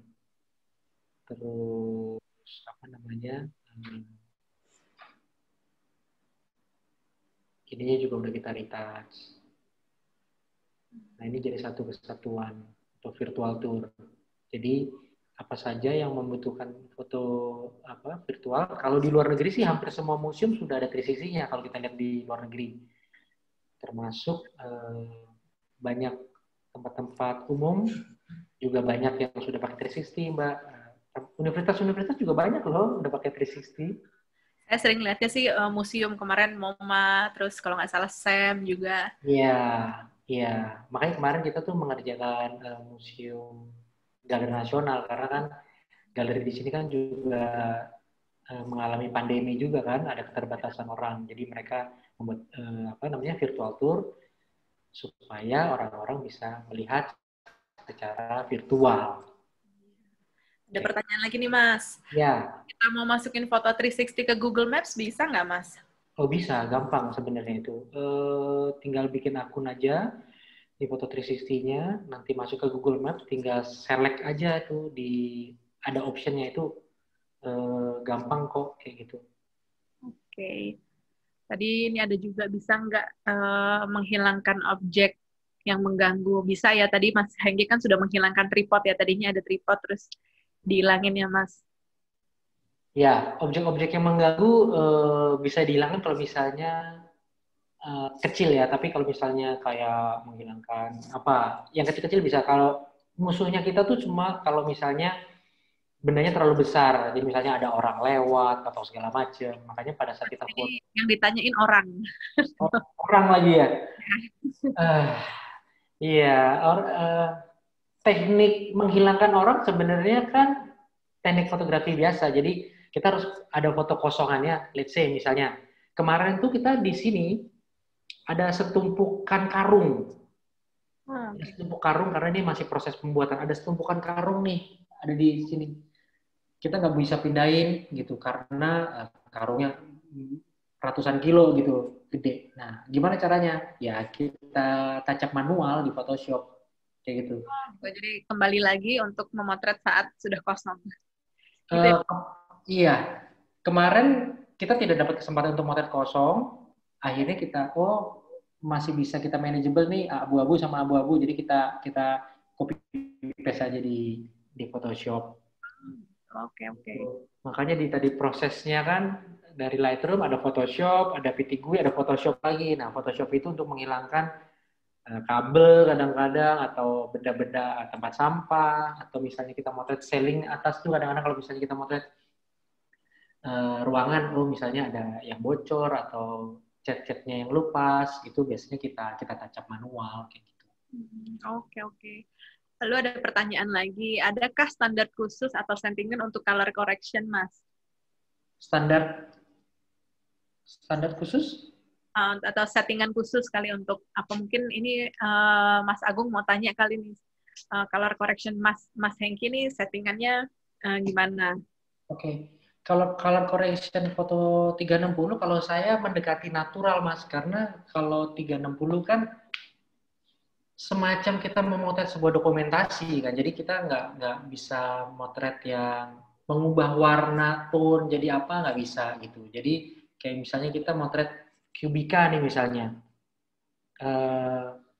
color correction-nya harus sama aja kayak mendekati warna naturalnya gitu. Misalnya kuningnya dia atau merahnya dia ya harus senatural mungkin. Kalau misalnya hitung pakai Kelvin mungkin 5.500 ya warnanya kayak gitu. Atau saya biasanya nggak ubah-ubah warna sih. Jadi settingan color-nya itu lebih ke arah mendekati warna aslinya. Yang PR-nya adalah cuma yang di sini tadi yang saya bilang ini. Kalau misalnya di outdoor itu kontrasnya high contrast, dia di sininya terang banget, sedangkan di sisi lainnya gelap.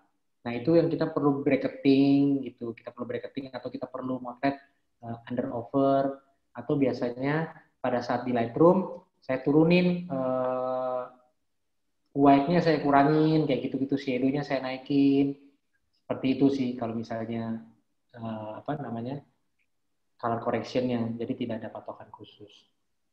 Oke, terus ada pertanyaan lagi nih Mas. Ya. Motret 360 bisa menggunakan lensa lain selain fish eye kah? Bisa ya? Jawabannya bisa, tapi repot. Jadi sama aja, bisa nggak kita Jakarta ke Bandung jalan kaki? Bisa gitu. Bisa nggak kita Jakarta ke Bandung naik motor? Bisa gitu. Bisa naik kereta? Bisa gitu. Tapi pengerjaannya jauh lebih lama dan lebih capek. Bisa jawabannya. Tadi kan Mas Hengki bilang biasanya Mas Hengki memotret 360 cukup 4 kali ya Mas? Iya. Frame gitu. Itu karena Mas Hengki memotret dengan menggunakan 8-15. Betul. Berarti kalau menggunakan 50 itu otomatis lebih dari 4 harusnya. Banyak banget. Kalau misalnya kita pakai 50 tuh berarti mungkin kita harus motret kayak 34 image. Ya, sekitar 30-an image atau 40. 360 itu tadi aja ya Mas? Iya, tinggal dibagi 360 dikali berapa derajat. Dia harus mengcover semuanya. Iya. Oke. Gitu. Dan itu stitching error-nya kan jadi lumayan kan. Jadi kalau misalnya antara satu benda lain dengan benda lain kayak gitu. Belum lagi ketika misalnya orang ada jalan kayak gitu, kalau misalnya kita motret pakai lensa 50, kita motret satu sisinya kakinya orang, sisi badannya lagi, nanti orangnya udah jalan lagi, sisi atasnya orangnya udah jalan lagi, atau ganti orang, nah itu kita mesti ngapus-ngapusnya. Banyak ya yang diedit. Iya, bisa 1 minggu. satu image. Oke, ada lagi nih Mas pertanyaan. Ada nggak perbedaan dengan Action Cam yang sudah memiliki fitur 360 Mas? Seperti ini, tidak ada bedanya. Bedanya cuma di resolusinya aja. Kalau ini kan cuma 5 mega, 6 mega, atau 10 mega. Dan dia tidak bisa dijadikan virtual tour. Bisa dijadikan virtual tour, cuma kan hasilnya memang tidak setajam kita pakai DSLR. Jawabannya bisa. Gitu. Dan banyak platform-platform yang kita bisa upload 360, kayak kalian ada namanya 360cities.net. 360cities.net itu adalah platform semacam Facebook gitu. Kita kalau misalnya kita belum punya website tapi kita punya foto 360, kita bisa motret, terus kita bisa upload di situ. Gitu, pakai nama misalnya Hendy Kristianto gitu. Kalau nggak salah saya juga punya gitu. Ada beberapa platform kok yang gratis. Gitu. Jadi kita bisa posting di situ. Coba aja 360.net itu ada platform gratis. Mau yang ada virtual tour-nya juga bisa. Oke. Lalu ada pertanyaan lagi nih Mas. Ini masih banyak pertanyaan ya Mas ya. Oke. Banyak nih. Belum bukanya udah 10 new message nih ke bawah. Biasanya untuk syutingnya berapa lama Mas? Apakah tergantung hotspot yang ditentukan? Itu juga tadi saya mau tanya tuh Mas Franky bikin virtual tuh untuk galeri nasional itu sebenarnya pre-production-nya gimana sih Mas? Apakah dipisahin dulu kayak bikin storyboard dulu hari ini ke sini ke sana gitu atau gimana Mas? Yang jelas kita harus survei, pasti harus survei. Jadi kalau kita melihat foto 360 tuh kadang-kadang kita tuh melihat atas, melihat bawah kayak gitu-gitu. Atas tuh lampunya ada yang mati nggak kayak gitu. Ya kan lampunya ada yang mati nggak, terus kabelnya berserakan nggak gitu. Karena itu kan kalau galeri nasional kan dia masing-masing lampu menerangkan apa namanya? Menerangkan iya gambarnya kan kayak gitu. Jadi kita harus cek, oh ini lampunya udah mati nih, gitu. Atau antara ruangan satu dengan ruangan yang lain, kok mood warnanya ada yang beda lampunya ya. Jadi misalnya pakai lampu tungsten, sebisa mungkin lampunya tungsten semua. Kalau pakai daylight semua. Jadi karena itu berhubungan nanti dengan, ya itu tadi, Kelvinnya itu kan nanti beda-beda gitu moodnya. Yang satu agak warm, yang satu agak bluish kayak gitu-gitu. Itu agak susah. Jadi kita harus cek, loh kok ini warnanya beda nih. Gitu. Kan kadang-kadang ada beberapa ruangan, misalnya bukan di galeri nasional, di tempat lain, begitu ada lampu mati, oke, ganti aja deh pakai lampu seadanya.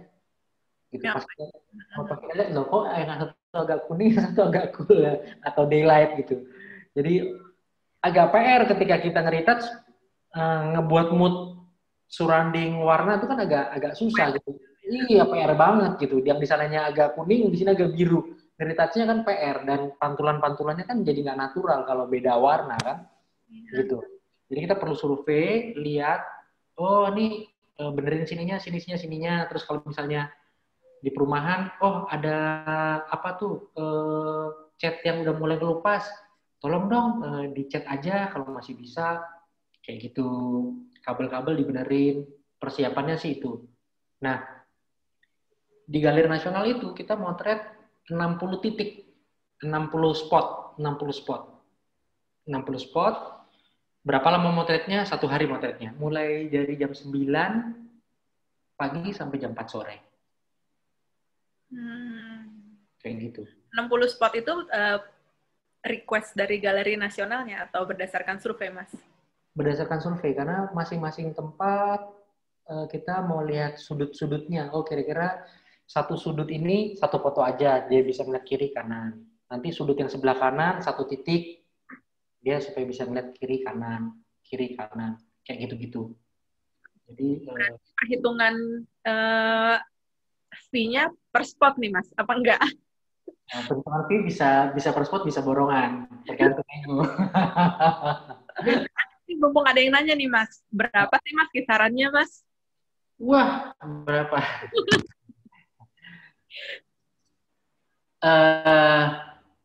Tergantung alat yang akan kita pakai, sama tergantung gini. Biasanya kita tuh tergantung lihat kemampuan klien buat apa juga sih ya. Kalau misalnya ada yang berhubungan dengan pendidikan, kita pasti harganya beda sama komersial.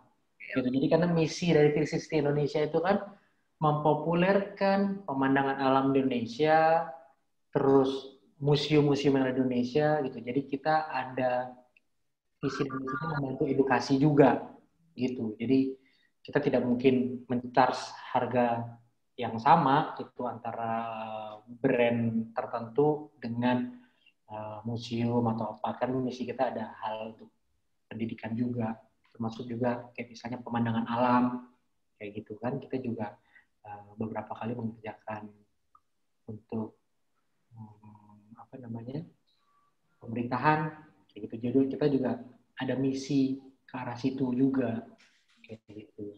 Oke. Jadi harganya spotnya tergantung, bisa sekitar berapa ya? Bisa 500.000, bisa 1 juta, bisa 1,5 juta, bisa 2 juta. Range-nya lumayan panjang. Tapi kurang lebih segitu ya Mas range-nya ya. Iya, bisa buat beli kopi lah lumayan. Bisa buat beli kopi banyak banget deh pokoknya. Ini ada yang tanya lagi Mas. Kalau setelah jadi format penyimpanannya apa ya Mas? Pinter tuh pertanyaannya. Lalu ada lagi, dan apa setelah jadi kita perlu software atau aplikasi khusus untuk buka fotonya itu? Oke. Filenya nanti kalau virtual tour-nya jadinya filenya HTML. Jadi file yang ready for website. Kayak gitu. Jadi dia udah ready for website gitu. Mana ya? Terus apakah perlu apa tadi Mbak yang terakhir? Perlu software atau aplikasi khusus untuk membuka foto yang sudah jadinya. Untuk membuka yang foto sudah jadi, kalau yang tadi tentang misalnya foto 360 tadi itu kita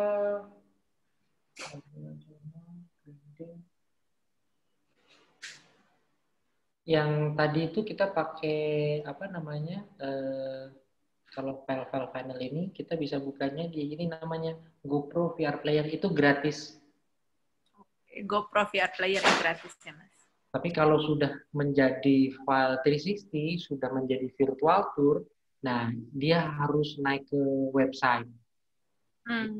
Belum ada platform yang bisa buat ngeplay virtual tour. Nah ini materi-materi yang jadi tadi ya, ini yang galeri nasional kayak gitu. Nah, ini udah hilang. Seperti itu. Ini materinya biasanya banyak banget kayak gini. Saya kasih yang hijau itu biasanya untuk yang tampilan yang sudah di stitching, terus nanti merah itu file yang sudah, yang merah saya tanda itu file yang sudah di stitching tapi masih ada tripodnya. Habis itu kita harus membuat satu foto namanya extract floor. Sebutannya extract floor itu adalah foto yang motret ke bawah untuk menampilkan si tripodnya aja. Setelah itu tripodnya harus dihilangkan Photoshop, nanti hasilnya misalnya jadi seperti ini. Itu hilang. Habis itu nanti baru ditempel lagi jadi seperti ini. Kayak gitu kira-kira. Nah. Oke. Nah, masih banyak nih Mas ya pertanyaannya ya, jangan bosan dulu. Oke. Kalau proyek yang Kumolo tadi, untuk shooting hotspot indoor-nya, apakah shoot yang diperlukan jumlahnya beda dengan outdoor? Oke. Kalau yang di Kumolo, karena masing-masing ruangannya kecil, itu cuma satu ruangan satu aja. Oke, ya, satu ruangan satu. Jadi dia ada berapa? Ada 25 tenan ya. Satu aja nih. Besarnya ruangan juga mempengaruhi ya Mas, berapa frame yang kita ambil dari ruangan itu ya? Iya, karena karena kalau ruangannya kecil saya rasa ya cukup aja sih. Kita nggak bisa pindah kemana-mana soalnya. Adela. Misalnya seperti ini. Jadi kalau ruangan kayak 4x4 atau 5x5, saya rasa cukup satu spot aja. Kayak gitu. Nah, jadi seperti ini. Nah, ini juga motretnya antara motret satu dengan yang lainnya tidak boleh gerak misalnya. Jadi foto di sini, spread, terus foto kanannya gitu. Termasuk kita harus menyingkirkan orang-orang ini misalnya. Orang-orang ini boleh ada tapi jangan goyang ya, kayak gitu-gitulah. Kayak gitu. Gimana Mas ngasih tahunya boleh ada tapi jangan goyang? Jangan goyang ya. Susah nih stitchingnya nanti, kayak gitu. Atau kita usir sekalian. Ini mentahannya ya, ini jadinya. Terus mentahannya tuh materi-materi satuannya. Ini orangnya. Nah, fotonya di sini dulu gitu. Cepet satu. Kayak gitu. Oke, udah ya. Jangan gerak. Habis itu kita motret lagi misalnya. Ini 2. Nah, ini tadi yang saya ceritakan bahwa orang ini tidak boleh bergerak nih. Gitu. Oh ya, oke. Jadi harus diamlah sekitar berapa second. Kan cepat kan. 1, 2 gitu. Oke, cuma 2 detik, 3 detik, atau 4 detik. Kita habis motret dari sini, kita geser lagi, motret ke sana. Kayak gitu. Udah, habis itu kita motret lagi ke sini. Kayak gitu. Masuk stitching, jadi. Seperti itu. Nah. Dan jawab pertanyaan belum ya tadi?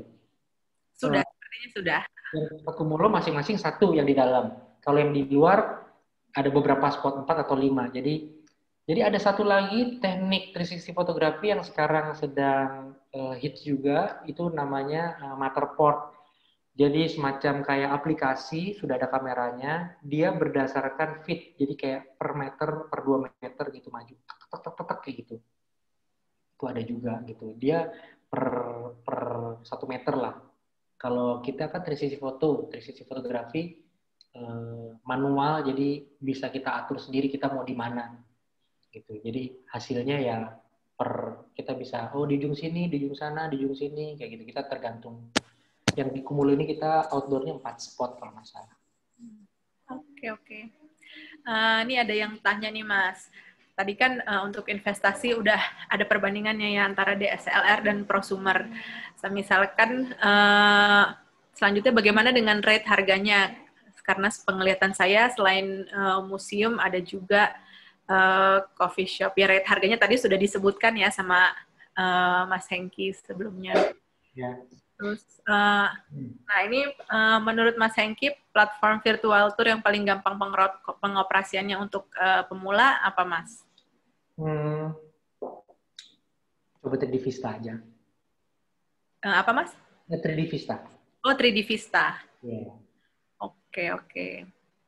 3D Vista itu lumayan. Ada juga yang tanya durasi lama ya Mas, bisa tergantung apa yang dibuat. Kalau virtual tour bisa sampai 6 hari ya Mas.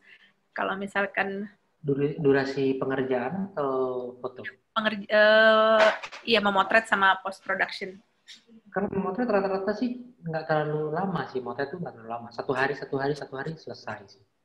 Kita ada survei 1 hari sebelumnya, atau beberapa hari sebelumnya ada survei, ada waktu pemotretan. Nah, post productionnya tuh bisa 7 hari, bisa 2 minggu gitu. Untuk yang galeri nasional tuh karena nanti hasilnya kita mau pas diklik ada pop up infonya, ada teksnya, nanti ada videonya. Itu kita mengerjakannya tim kita tuh Mas Wisnu ngerjainnya hampir 2 minggu. Karena saya stitching aja butuh waktu kan 60 foto. Stitching, ilangin segala macem, itu udah kayak 4 hari 5 hari itu udah stitching. Habis itu masuk ke proses pembuatan virtual tour, itu juga udah berhari-hari, 2 minggu lah pembuatan post productionnya. Seperti itu Mbak. Oke, saya coba sortir pertanyaan dulu ya, karena udah ada yang tadi sembari ada pertanyaan lain terjawab juga sama Mas Hengki. Ini ada pertanyaan. Tapi bukan soal 360 nih, Mas. Soal memotret interior mobil. Nih kayaknya Mas Hengki sebelum ini Kan sering banget motret interior mobil tuh, Mas. Ya. Pakai studio atau enggak, Mas? Pakai available light aja atau pakai lampu? Ya. Motret studio, motret interior otomotif itu kalau saya biasanya di studio karena klien-klien pengen hasilnya clean dan bagus. Tapi ada beberapa fotografer, kalau misalnya kita lihat fotografer beberapa contoh di luar negeri, mereka motretnya di showroom gitu, karena mungkin ada keterbatasan, mereka tidak boleh membawa mobilnya keluar atau apa, akhirnya mereka membawa tripod, motretnya di dalam mobil aja. Gitu, bawa tripod, cepret-cepret di mobil aja, kayak gitu, di showroom. Jadi pemandangannya juga mobil-mobil sekitar, kayak gitu. Jadi tergantung motretnya harus di studio atau tidak, ya tergantung requirement-nya. Kalau misalnya kita motretnya diharuskan background yang putih dan segala macam, ya harus di studio. Apakah bisa motret kalau tidak di dalam studio? Bisa, tapi kita harus cover kain putih dan lampu-lampu dan segala macamnya. Gitu. Takutnya kan kalau di showroom mobil kita taruh lampu-lampu kesenggol sama mobil samping kan nggak lucu kayak gitu kan. Kan kalau di showroom kan jarak antara satu mobil dengan mobil lain kan sedikit kan gitu kan, cuma 1 meter 2 meter, sedangkan kita lampunya gede-gede gitu, jadi stres kita nanti kalau light set atau apa mobilnya. Iya, Mas, ada pertanyaan gini, Mas. Kalau kita pakai kamera 360 langsung, apakah akan lebih simpel atau enggak? Ini Bang. Udah pasti lebih simpel. Jadi tinggal motret langsung jadi. Ceban, kol 2, tahu, kentang, somai. Oh, maaf. Kol tahu 2, wah enak tuh. Kacon. Iya, jadi jawabannya apakah lebih simpel? Udah pasti lebih simpel karena ini kan sama kayak kamera pocket, kamera handphone. Sama aja kalau kita motret pakai DSLR, sama kita motret kayak handphone lah, jauh lebih gampang mana? Ya udah pasti jauh lebih gampang ini gitu. Ini banyak banget, cari di Tokopedia sama itu banyak. Tinggal foto cepret, masuk deh di IG, Instagram, gampang gitu. Kan tergantung kebutuhan. Kebutuhannya kalau buat hobi, ya pakai yang kecil-kecil aja buat posting-posting atau apa kayak gitu kan. Berarti tergantung keperluannya ya, buat apa ya, Mas? Iya, kalau buat hobi ya boleh aja pakai. Buat traveling gitu ya. Iya, kalau buat traveling sih nggak perlu pakai kamera yang manual. Kapan mau stitchingnya kita repot. Kalau misalnya kita ke tempat umum kan, ke tempat pariwisata gitu, kita memotret lah katakanlah tempat yang bagus itu. 360 itu kan bagusnya harus 360 derajat, Bang. Pantainya bagus nih, gitu kan. Pantainya bagus. Pas kita motret di salah satu sisi, sebelah kanannya kan orang-orang juga. Di belakang ada yang jualan itu bajigur, kadang-kadang sebelah sini jualan jagung bakar gitu kan, nggak mungkin kita usir. Tapi sunsetnya bagus gitu.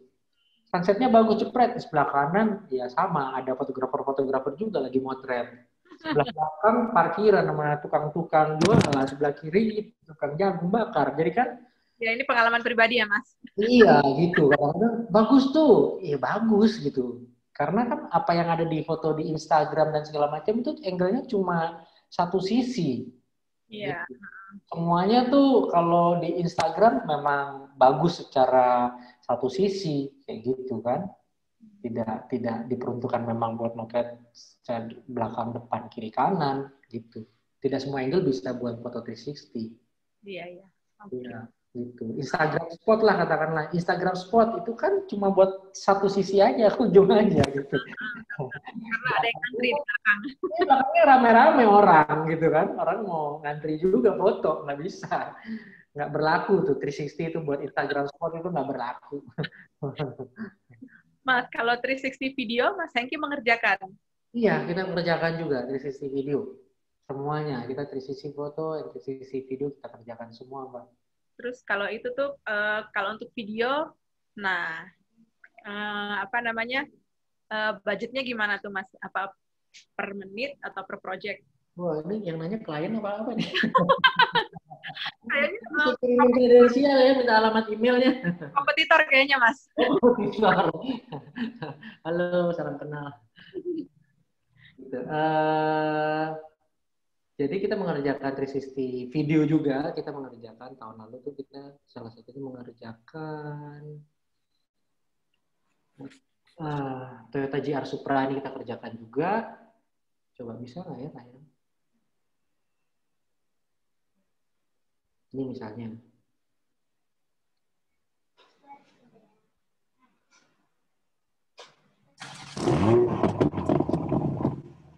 Ini kita kerjakan tahun lalu ya.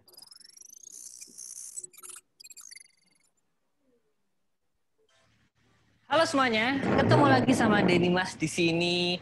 Kali ini gue sedang berada di sirkuit Sentul karena di sebelah kanan gue ini adalah mobil baru yang keren banget, yaitu Toyota Supra. Ya. Nah, untuk tahu lebih lanjut tentang mobil ini sudah ada Mas Hari Dharma dari Toyota Team Indonesia. Halo Mas. Halo Mas Dimas, apa kabar? Baik, alhamdulillah. Ini mobil apa nih Mas? Kok keren banget nih kayak mobilnya nih? Ya, jadi kebetulan tadi saya mendengar Mas Dimas nyebut Toyota Supra. Untuk yang kali ini adalah Toyota GR Supra atau Toyota Tripodnya juga hilang, Mbak, yang di sini. Oh gitu. Kenapa tuh Mas? Ya, jadi memang Toyota Gazoo Racing Nah, ini. ini kan durasinya 6 menit ya, Mas? Ya. Itu berarti tetap aja videonya pun durasinya sebenarnya nggak masalah. Mau berapa lama pun. Nggak masalah. Kalau video nggak masalah sih. Oke, nah terus apa namanya? Mungkin Samuel tuh kalau mau tanya cas per menit atau projectnya boleh langsung email Mas Hengki tadi tuh. Ya langsung nanti tim kita akan memberikan dan mereka gitu kan. Diberikan daftar harga. Iya, diberikan daftar harga. Jadi sini kalau mau lihat portfolio kita di sini ya, teman-teman. Oh, di mana tuh Mas lihat portfolionya? 360foto.com ya? .id. .id. www.360foto 360indonesia.id. Websitenya ya, 360indonesia.id. Oke. Tuh. Oke, Samuel itu minta emailnya, silakan langsung tuh di webnya ada kontaknya. Terus, Mas, untuk teknik foto 360 bisa diaplikasikan pada astrofotografi nggak, Mas? Apa? Teknik foto 360 bisa diaplikasikan pada astrofotografi, motret ini kali ya, motret. Iya. Dia sebenarnya ada hitungannya tersendiri. Saya belum mempelajari, tapi bisa. Di luar negeri sudah ada ya motret. Jadi dia harus ada rumusnya lagi karena bintang dan rasi bintang itu bergerak setiap beberapa second kayak gitu. Nah jadi ketika kita motret kan harus slow speed tuh. Nah harus slow speed. Kadang-kadang dia jadi gerak. Kayak gitu dia jadi gerak.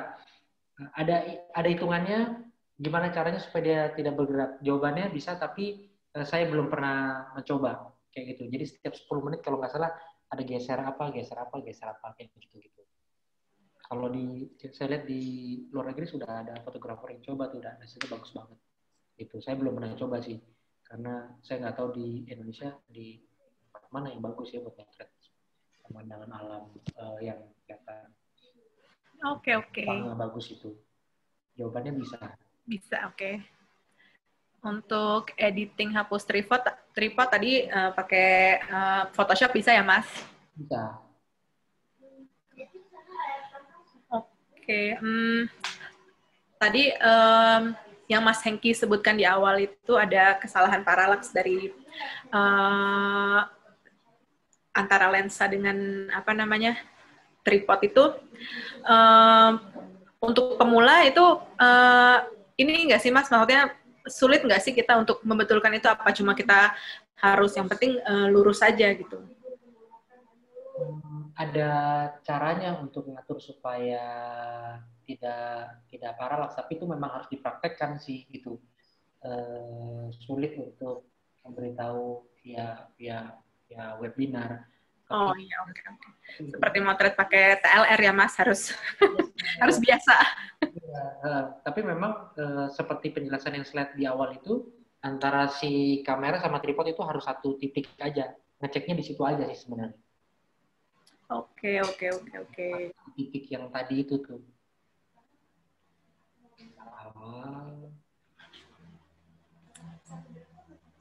ya di sini nih, gitu. Dia harus ada di satu titik ini. Itu udah para errornya sudah teratasi lah kayak gitu. Kalau kayak gini motretnya salah, ke belakangnya nggak akan jadi foto 360 itu udah salah dari awal, settingan udah salah. Oke. Wah, nggak terasa sudah hampir 2 jam. Udah hampir 2 jam. Mas Hengki dari tadi ngomong terus, menjawab semua pertanyaan. Mungkin ada satu pertanyaan nih terakhir ya, ini pertanyaan terakhir dari Samuel Edison. Saya lihat di booth 360 dengan layer hijau di background untuk green screen itu ada yang sediakan di 360 Indonesia atau dari vendor untuk menyewa ya. Bagaimana? Oke. Kayaknya udah ngecek website Mas kayaknya. Jadi kita ngecek website nih. Jadi Putri 360 di mana ya? Oke. Ini saya cerita sedikit ya, Mbak. Boleh. Jadi Putri 360 ini kita buat pada saat Asian Games 2018. Jadi ini adalah teknologi pertama di Indonesia yang kita implementasikan kayak gitu. Jadi intinya adalah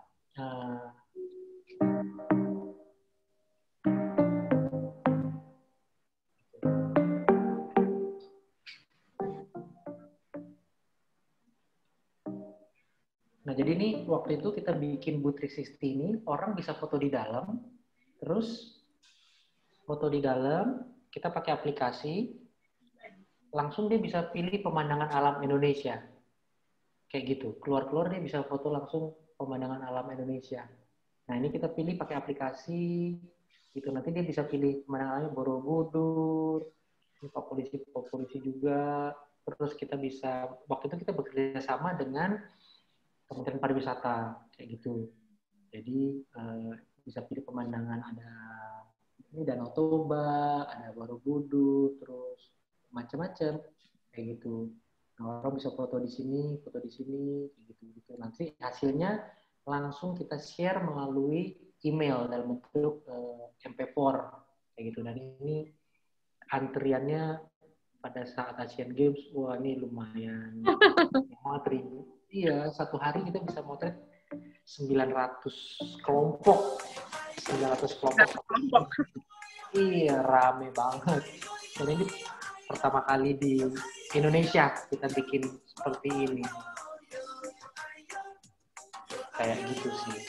Share your experience di social media. Ini pertama kali di Indonesia yang membuat ini.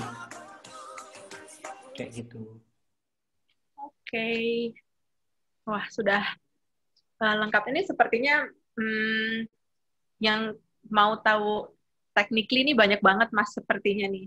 Iya. Yang pengen praktek, pengen melakukan, pengen mungkin langsung stitching, terus proses itu sepertinya banyak yang mau tahu nih. Mungkin kalau mau tahu bisa langsung menghubungi Mas Hengki ya. langsung buang body. Jangan lupa kalau misalkan ada yang mau ditanyain lagi, tanya lebih lanjut, bisa hubungi Mas Hengki. Tadi websitenya 360indonesia.id, itu ada kontaknya, mungkin bisa langsung kontak di sana. Gitu ya Mas? Iya, di Instagram kita juga ada, atau boleh? Boleh, Instagramnya Mas Hengki mau menyebutkan, silakan. Instagramnya saya atau Instagram 360? Boleh dua-duanya, Mas. 360 Indonesia, Instagram 360 Indonesia, terus... 60 Indonesia ya IG-nya ya? IG-nya, terus kalau Instagram saya Hengki Chris, HENKY CHRIS. Gitu. Anda boleh bertanya, belum tentu saya jawab. Bener itu. Ini ya. Tuh, jangan lupa follow Instagramnya 360 Indonesia dan Instagramnya Mas Hengki. Iya. Satu lagi nih Mas nih, 360 udah bisa di sosial media selain Facebook apa Mas? 360 sudah bisa di sosial media selain Facebook. Belum bisa, cuma bisa di Facebook dan YouTube. Oh gitu, oke. Instagram belum bisa 360. Instagram belum bisa ya? Iya, Instagram belum bisa 360. Gitu. Oke, sip. Terima kasih Mas Hengki untuk bagi-bagi ilmunya pada siang menjelang sore hari ini. Saya yakin banyak yang interest. Tadi silahkan langsung bertanya sama Mas Hengki lebih lanjut kalau mau tanya-tanya lagi. Atau mau book Mas Hengki juga langsung bisa. Sudah ada kontaknya nih, silahkan dicatat gitu. Kami dari program studi fotografi Trisakti mau mengucapkan banyak sekali terima kasih buat Mas Hengki untuk menyediakan waktunya hari ini. Sampai ketemu lagi, mungkin kita akan ketemu lagi di webinar selanjutnya ya Mas. Kalau banyak request pasti kita akan kita akan bikin sesi 2 kayaknya Mas. Kalau Mas Hengki bersedia. Foto dulu Kak Pip. Oh iya, sebelumnya kita sebelum ditutup nanti kita mau foto sama-sama dulu. Tapi mungkin next juga kita bisa undang-undang Mas Hengki lagi ke Trisakti untuk jadi dosen tamu atau penguji ya Mas, penguji lagi ya Mas. Waktu itu ya tahun berapa ya Mbak? Kayaknya 2 tahun lalu, 2 atau 3 tahun lalu ya Mas. 2 tahun lalu ya. Iya. Gitu. Oke, mungkin sebelum kita tutup kita akan foto bersama dulu. Kak Maria, siapa yang akan memandu fotonya? Mungkin Mas Hengki bisa. Hai Gapster. Boleh, aku boleh. Oke. Mungkin videonya bisa diaktifkan semua. Silakan peserta yang lain untuk mengaktifkan videonya untuk foto bersama. Oke, ini ada 4 layar. Saya foto yang pertama dulu ya. 4 layar. Oke, Paulus. Iya, banyak. Pesertanya banyak. Tadi tembus 100 lebih. Oke, sebentar ya. Oke, 1, 2. Oke. Layar berikutnya. Wah, ini masih banyak sekali nih yang belum mengaktifkan. Nanti kita apa gambar gitu ya.